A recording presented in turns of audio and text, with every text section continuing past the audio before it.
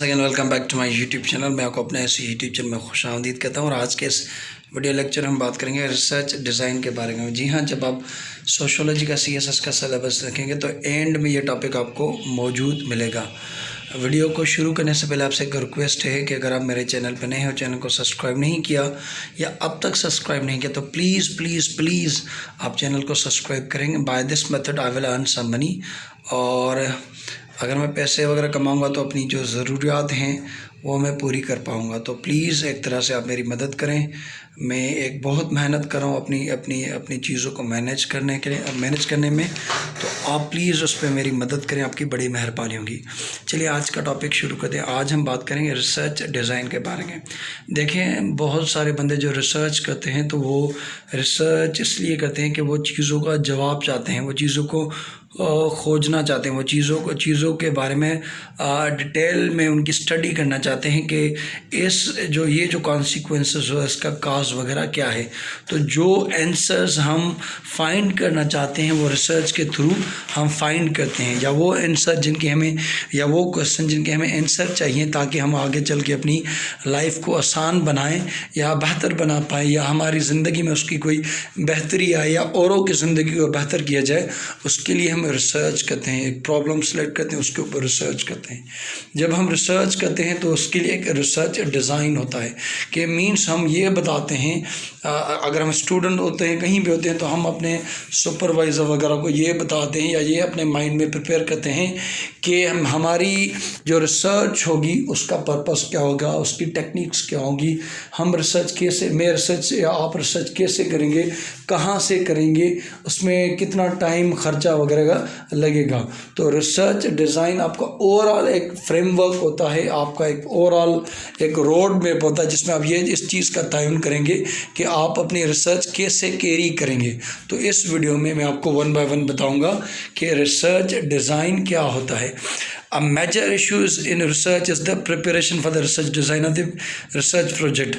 Decision regarding what, where, when, how much, what much means concerning inquiry or research study constitute research design. देखिए, जब शुरू में ही मैंने कहा कि जब आप अपने सवाल जो कि आपके कि व्हाट से रिलेटेड सवाल हो या वेन से रिलेटेड सवाल हो या वेयर से रिलेटेड हो, कि आप क्या सर्च करना चाहते हो, आप वो कहाँ से सर्च करना चाहते हो, आप वो कैसे सर्च करोगे, आप कैसे सर्च करोगे, आप वो कौन से मीन्स अपने यूज़ करोगे अपनी वो रिसर्च कैरी करने के लिए। तो ये सब आप अपनी रिसर्च डिज़ाइन में पेश करते हैं या अपनी रिसर्च डिज़ाइन में अपने माइंड में एक तरह से रखते हैं। जब मैंने शुरू में कहा कि आपके रिसर्च डिज़ाइन के कुछ सर्टेन ऑब्जेक्ट्स होते हैं जो आप अचीव करना चाहते हैं, उसमें एक है पर्पस स्टेटमेंट, कि आप अपनी रिसर्च डिज़ाइन में ये बताते हो कि आपकी इस रिसर्च का मकसद क्या है।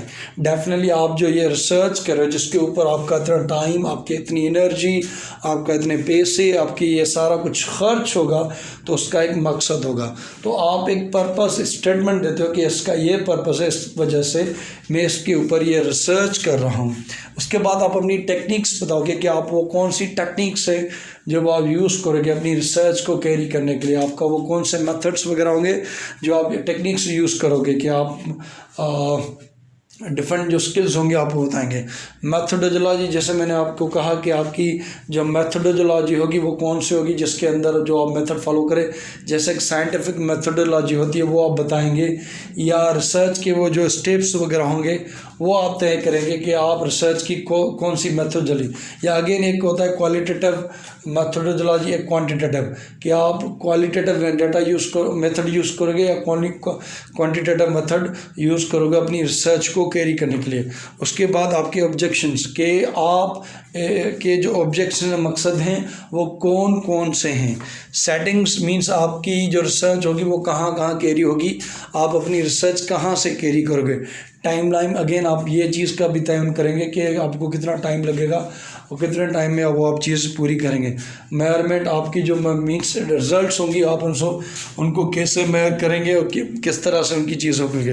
एनालिसिस मेथड, अगेन आपने जो डेटा ली उसको आप एक तरह से एनालाइज कैसे करेंगे अपनी आइडियल्स के लिए।